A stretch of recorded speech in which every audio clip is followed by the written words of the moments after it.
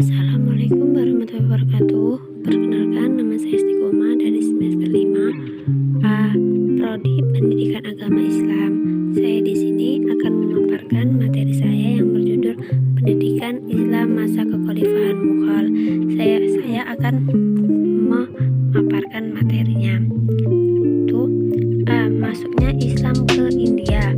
Kerajaan Mughal di India dengan Delhi sebagai ibu kotanya didirikan oleh Zainuddin Babur pada tahun 1482 sampai 1530. Salah satu dari cucu Timur Leng. Setelah Kabul dapat ditaklukkan, Babur melanjutkan ekspansinya ke India. Maksudnya Babur ke India karena di dalam wilayah ini tengah terjadi krisis kekuasaan yang dimanfaatkan dengan baik oleh Babur. Pada waktu itu, Ibrahim Lodi dilanda krisis sehingga stabilitas pemerintahan menjadi kacau. Alam Khan, paman dari Ibrahim Lodi, bersama-sama Daulat Khan, gubernur Lahore, mengirim utusan ke Kabul meminta bantuan Babur untuk menjatuhkan pemerintahan Ibrahim di Delhi. Permohonan ini langsung diterimanya.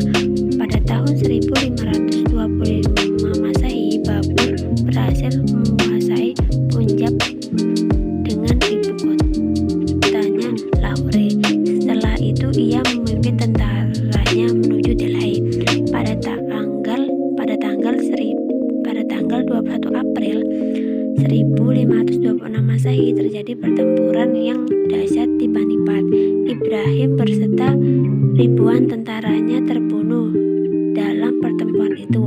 Babur memasuki kota Delhi sebagai pemenang dan menegakkan pemerintahannya di sana. Dengan demikian berdirilah kerajaan Mughal di India.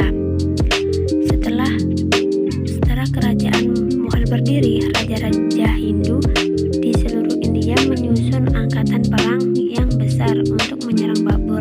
Namun pasukan Hindu ini dapat dikalahkan Babur. Sementara itu di Afghanistan masih ada golongan yang setia pada keluarga Lodi.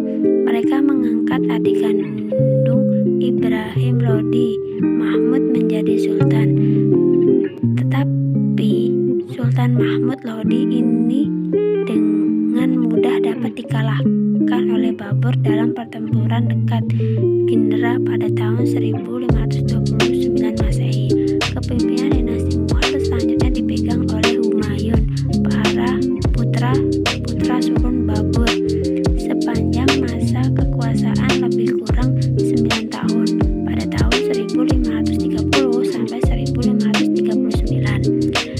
Ia banyak menghadapi peperangan. Di antaranya ia menghadapi pemberontakan Babur Shah, penguasa Gujarat yang memisahkan diri dari Delhi. Setelah Humayun, kepimpinan dinasti Mughal dipimpin oleh putra Humayun bernama Akbar yang berkuasa lebih kurang selama 14 tahun. Pada masa Akbar inilah kerajaan Mughal mencapai masa keemasan. Setelah persoalan intra dapat diselesaikan dengan baik dan aman, maka Akbar memperluas wilayah kekuasaan yang meliputi Jundra sampai dengan Asigra.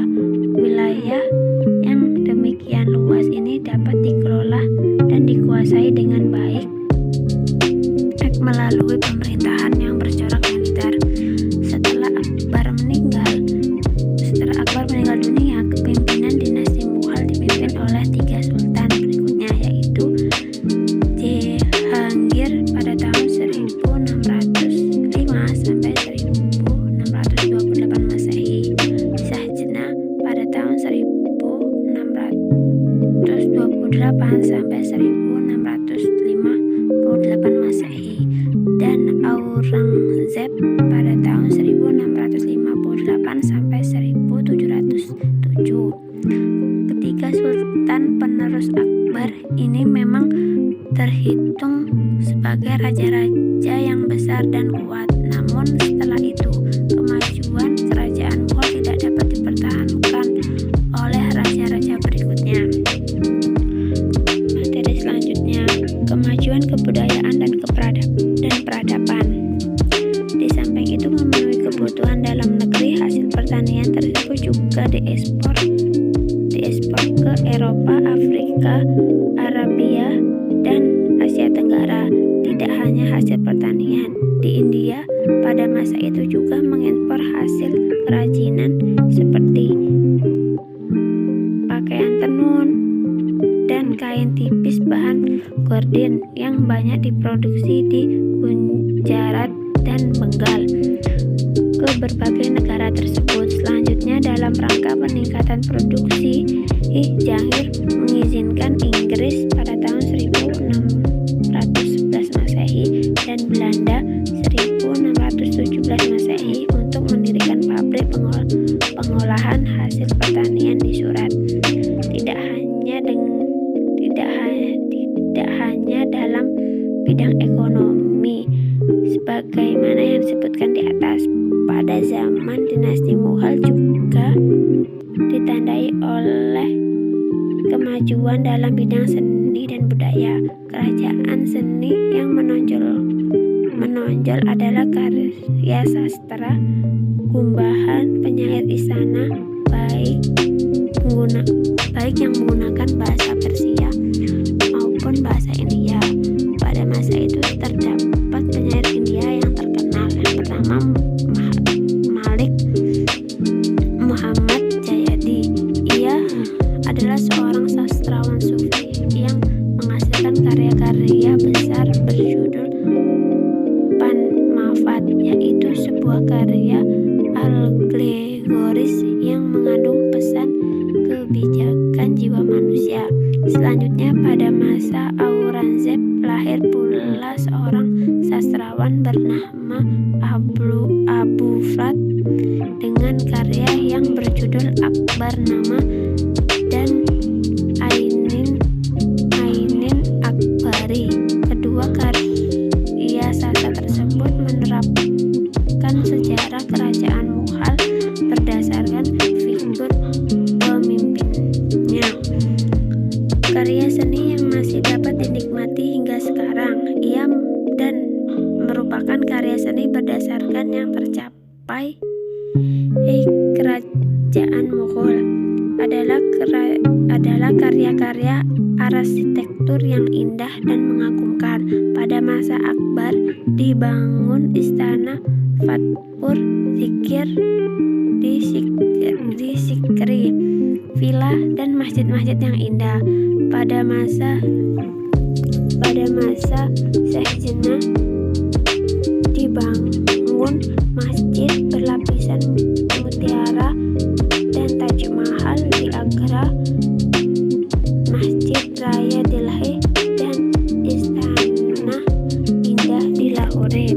Selanjutnya, materi keadaan pendidikan terkait dengan keadaan kemajuan yang tidak seimbang dan disebabkan karena pendidikan tidak seimbang. Maka para ahli sejarah mencoba mencari faktor-faktor penyebab mengapa keadaan pendidik Islam menjadi demikian. Di antara faktor penyebab kemunduran tersebut menurut Bahri Yatim adalah sebagai berikut. Pertama, karena metode berpikir yang digunakan dalam bidang etologi adalah metode berpikir tradisional yang bertitik tolak bahwa segala sesuatu terjadi karena kehendak Tuhan dan bukan karena usaha manusia. Metode berpikir ini menyebabkan umat Islam tidak kreatif dan tidak mudah menyerah pada keadaan. 2. Karena tidak ada lagi kebebasan berpikir yang menyebabkan lahirnya berbagai temuan. Setiap orang pada masa itu cukup mengikuti pemikiran yang telah ada sehingga tidak menimbulkan berbagai temuan baru. Namun namun lebih memilih keadaan tenang walau tidak ada kemajuan. 3. Karena sarana prasarana yang diperlukan untuk mengembangkan ilmu pengetahuan sudah banyak yang hancur. 4. Karena kekuasaan Islam pada 3 kerajaan besar dipegang oleh bangsa Turki dan Mongol, lebih dikenal sebagai bangsa yang suka berperang daripada sebagai bangsa yang suka berpikir dan mengembangkan ilmu pengetahuan. 5. Karena wilayah kekuasaan Islam pada zaman ketiga kerajaan besar Islam tidak lagi berada di wilayah Arab dan tidak pula dikuasai oleh bangsa Arab.